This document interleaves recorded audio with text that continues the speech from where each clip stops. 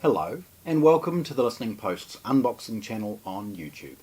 Today I'm unboxing Yamaha's sort of mid-sized, relatively cheap NS-SW300 powered subwoofer. This thing's about 250 watts. It's not very big, it's about a 10-inch, but what's really surprising is its performance for its price. It gets down to about 20 Hz, and although perhaps designed to go with maybe a soundbar or something like that, has such credible performance that you could easily put this in a good home theatre, even pairing them up and have two if you wish. Nevertheless, without further ado, let's have a good look. Yamaha. So, any of their bigger, heavier products are packed with these strapping tape. So it's a sort of an implication immediately that this product is relatively heavy. Now I think from memory in its box it's 20-ish kilos, so it's heavy. Great little sub though, certainly for its price. Okay, so spinning it around and having a wee look. You've got model information on all sides, but serial number information on just one corner with a little scan sticker. Opening this is really, really straightforward. The plastic banding tape's just a simple trim. Pull them out, get rid of them. And it's left with just a simple nick, and then away we go as far as the box.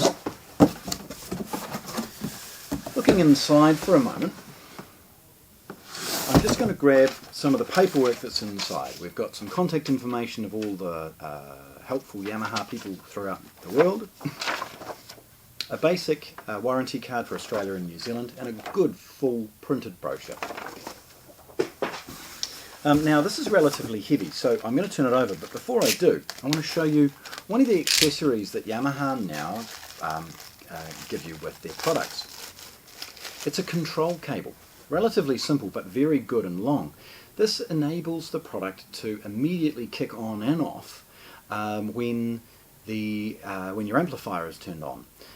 It avoids any of the issues with the standby circuit sort of kicking in and out at the wrong time, or a very quiet scene, meaning the subwoofer turns off and then has to wait a second before it bursts into life. So it's excellent to see that they've added one of these free of charge.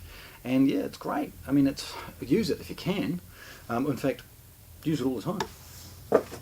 Now, as far as this goes, I'm now going to roll this and take the box off the product.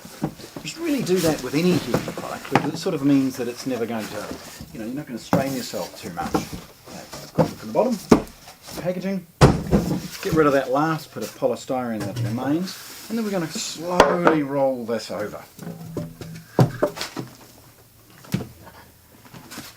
The product is still well protected by this sort of bubble paper stuff, and a couple of quick nicks and we'll reveal this product for the first time.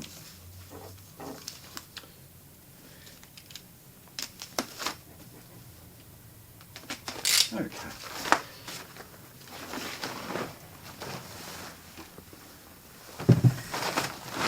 So, there we have this beautiful, elegant and very simple to operate little sub.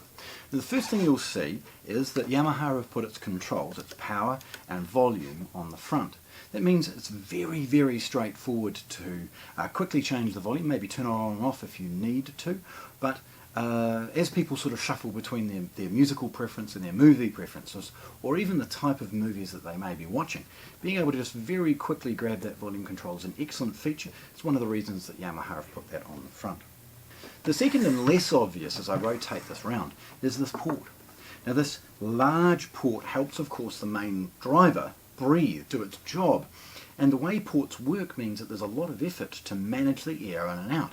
You never want that port to chuff or actually make a woodwind-like noise.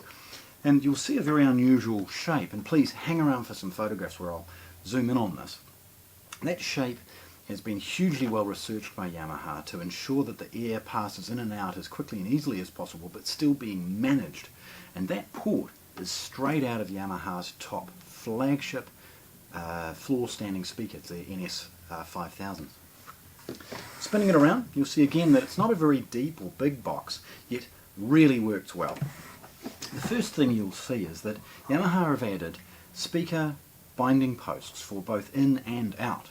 This enables the user to take a traditional high level or speaker level feed, pass it into this subwoofer and then back out to some small speakers if required, and then use the crossover to help bleed the low frequencies away from those speakers to ensure that they don't get damaged. It's really unique to see that in such a cost-effective subwoofer. Working our way across is a couple of left and right inputs, one of them allowing a mono-only input, and then a very different one for LFE. If I understand correctly, it bypasses the frequency response here to ensure that the home theatre amplifier is managing this, not passing through an unnecessary filter stage. Along from there you've got the standby settings. Now this is mentioned earlier as far as that control cable. You can leave this unit on at all times, or only controlled from the on-off switch, by setting this to an off position. That means the standby circuit is out of the way, it's not going to do anything. In the low setting, it will wait for a relatively high, or it's a low, it's got a higher threshold. Ironically, it's the opposite of what it kind of says. Low means that it will wait for a prolonged period of time, or it's got a low sensitivity for turning on and off. High means it has a high sensitivity, so at a low volume the subwoofer will turn on and stay on for a longer period of time. Obviously, by connecting the control cable over here, then you'll bypass that, and when the theatre amplifier turns on, so will the sub. So certainly run the control cable if you can. The next switch is phase. Now, a simple switch enabling this unit to run in and out of phase, and it's a nice little feature that Yamaha have added. Beside it is a movie or music mode. Now this is a BASS. It's a proprietary use from Yamaha, and it changes the response curve of the sub. So in a home theatre mode it's trying to get low and aggressive. In a music mode it's not trying to sound so aggressive, a little bit more musical. Obviously the control cable I mentioned, and then last of all the frequency response. The subwoofer is always going to try and produce the lowest frequency, so you are setting it to the highest one that you want it to produce. It's important that as the speaker's response naturally rolls off, the subwoofer's response is naturally rolled in to ensure you've got a nice even volume. Of course you can always overcome that with a bit of a tweak between the crossover and the volume at the front, and then you get a nice match. Okay. Now the power cord, it's strapped in place and protected. It's a two-prong power cord, classic New Zealand power cord. Nothing really too much about that. It's long enough that it's not going to have a problem with its placement. Spinning it around again, you'll see it's not very deep, and there we have it. Yamaha's NS-SW300 powered subwoofer, about 250 watts, about 20 Hz response. Amazing performance really for its price. Unboxed here at the Listening Post in Christchurch, New Zealand. Thanks for watching. If you want to see more, subscribe to our channel.